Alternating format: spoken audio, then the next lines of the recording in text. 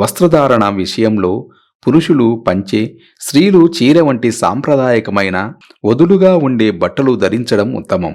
ఇది మనలో సాత్విక భావనను నింపి మనసును దైవం వైపు నడిపిస్తుంది. మూడవది చాలా సూక్ష్మమైన పొరపాటు. ఇది మన నడతకు కాదు, మన నోటికి మనసుకు సంబంధించింది. గిరి ప్రదక్షిణ ఒక పిక్నిక్ కాదు, అదొక పవిత్రమైన యజ్ఞం. ఈ సమయంలో స్నేహితులతో, కుటుంబ సభ్యులతో కలిసి ప్రాపంచిక విషయాలు, రాజకీయాలు, వ్యాపారాల గురించి మాట్లాడటం, ఫోన్లో సంభాషణలు జరపడం వంటివి పూర్తిగా మానేయాలి.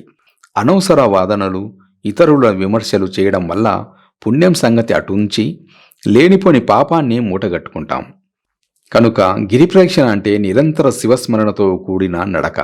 ఇది ఒక జంగమ ధ్యానం, అంటే కదులుతూ చేసే ధ్యానం.